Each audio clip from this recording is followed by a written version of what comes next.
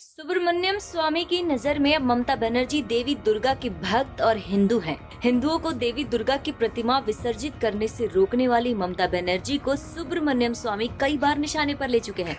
भाजपा को इन दिनों निशाने पर लेने वाले अवसरवादी सुब्रमण्यम स्वामी के इस बदले रुख के पीछे की वजह 2014 से जुड़ी है। टीएफआई पर आपका स्वागत है। मैं महिमा पांडे आपको बताने जा रही हूँ ममता बनर्जी के लिए अचानक सुब्रमण्यम स्वामी के बदले हुए रुख के बारे में।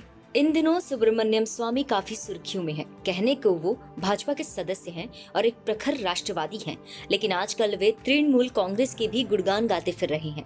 इनके दल बदलू स्वभाव को लेकर भी काफी चर्चा हो रही है, क्योंकि मोदी सरकार की नीतियों के विरोध के नाम पर वे उसी राह पर निकलते दिखाई दे रहे हैं जिस पर कभी यशवंत सिन्हा, अरुण शौरी, शत्रुघ्न सिन्हा जैसे नेता निकलकर आजकल अपनी भद्द पिटवा रहे हैं। सुब्रमण्यम स्वामी आजकल ममता बनर्जी के कुछ ज्यादा ही प्रशंसक बने फिर रहे हैं। उन्हीं के एक ट्वीट के स्क्रीनशॉट को शेयर करते हुए दिल्ली भाजपा के प्रवक्ता तेजिंदर पाल सिंह बग्गा ने सवाल पूछा, कहीं स्वामी जी भी टीएमसी में जाने की तैयारी तो नहीं कर रहे? लेकिन सुब्रमण्यम स्वामी ने ऐसा भी क्या पोस्ट किया कि आजकल उनके भाजपा से प्रतिबद्धता पर भी सवाल उठाए जा रहे हैं। दरअसल स्वामी के उक्त ट्वीट के अनुसार, मेरे मुताबिक ममता बनर्जी पक्का हिंदू और दुर्गा भक्त है। वह मामलों की मेरिट के आधार पर कार्रवाई करेंगी। उनकी राजनीति अलग है, हम उनसे मैदान में लड़ेंगे। अब सच कहें तो पिछले कुछ महीनों से सुब्रमण्यम स्वामी की कथनी और करनी में स्पष्ट अंतर दिखाई दे रहा है। जहां वे सभी चीजों पर स्पष्ट होने पर भी सरकार के रुख की आलोचना किए जा रहे हैं, खासकर भारत चीन सीमा विवाद के विषय पर, तो वहीं एक समय उन्होंने भारत निर्मित कोविशील्ड पर भी सवाल उठाने का प्रयास किया था, जिसके पीछे उन्हें बहुत आलोचना का सामना भी करना पड़ा था। सुब्रमण्यम स्वामी के इस रुख के पीछे के कारण की वजह 2014 से जुड़ी है, जब सुब्रमण्यम स्वामी के स्थान पर अरुण जेटली को वित्त मंत्री बनाया गया था।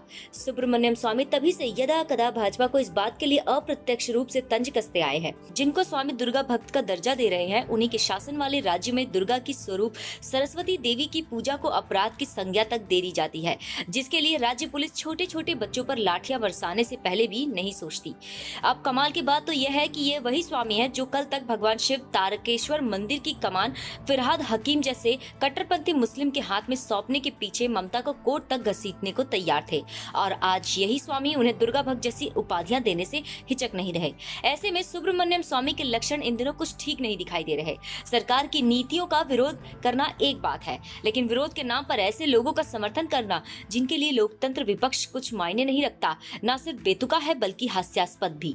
लेकिन सुब्रमण्यम स्वामी का इतिहास ही कुछ ऐसा रहा है। कभी ये भिंडरावाले से बातचीत की दुहाई देते थे, तो कभी वे आरएसएस पर आजीवन प्रतिबंध लगाने की वकालत करते थे।